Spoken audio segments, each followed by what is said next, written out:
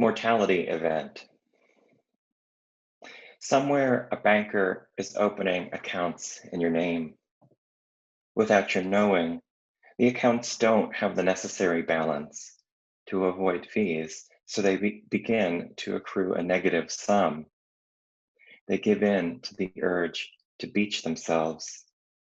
These accounts that cannot avoid not living anymore. At first, only a couple stumbles upon them and are aghast at their presence. They're convulsing for air. Then others out walking start to huddle around. Buckets are dumped on them, but it doesn't seem to help. They try pushing the accounts back into the ocean, but all that tonnage of the lining of the bankers' pockets won't budge, so morale wanes. People acquiesce to the intractability of the accounts, their sheer number. Then whatever it is that is kind in this world closes the accounts, or at least zeros them, so that they appear to be closed. And the people, feeling as though they did everything they could, turn back in the direction of their cars.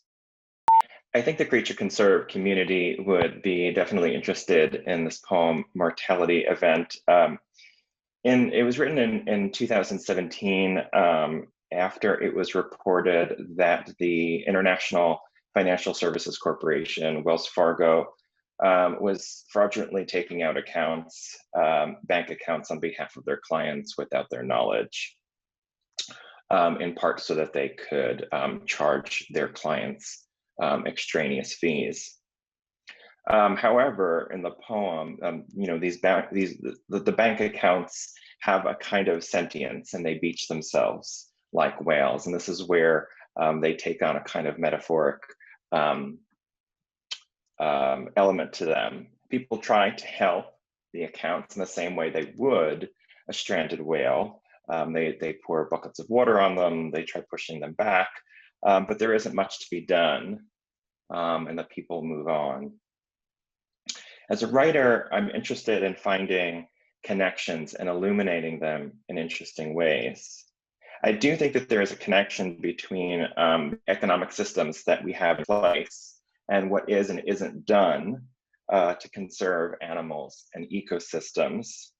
So I wanted to evoke this connection and to do so in a way that would allow readers, albeit implicitly, what our lack of understanding about the plight of animals actually costs us.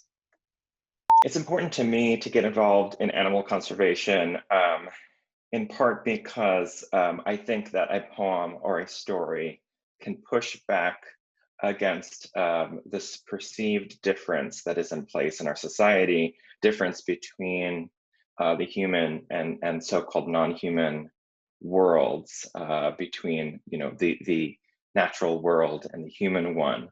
I think that every aspect of our society is infused with this difference. It's very much a sort of cultural narrative, but that's not the case, right? We are on this planet with over 8 million other species.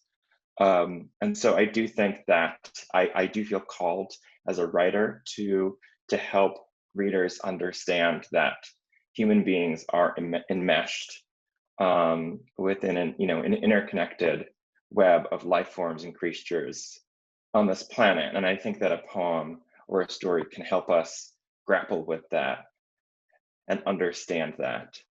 So I'm really excited about this workshop. I'm excited in part because it's going to have a live Zoom component. We're going to be looking at poems and pieces of short fiction that depict and engage with issues in the science of migration. We're going to be talking about them from a sort of craft perspective, but also in a really generative way. In addition, there are going to be weekly presentations from science presentations that is going to sort of give us a foundation, a sort of springboard into doing our own work. There will be prompts and exercises is going to that are going to help you put that science into language that you can sort of filter through your own voice and vision as writers and artists. So we'll be meeting on Zoom once a week for 5 weeks straight, and then there's also a virtual component on Slack where people will be able to post their work. We will be able to continue the conversation that will start every week over Zoom.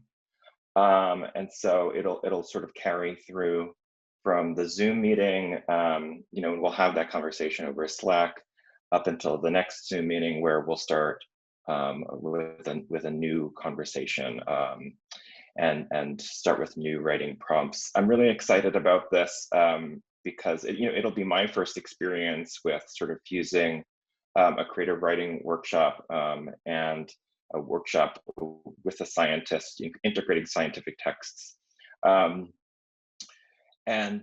Ultimately, if you participate in this workshop, the aim is that you will produce at least one finished piece, one piece that you feel really excited about and really happy with, piece that has been discussed with the class.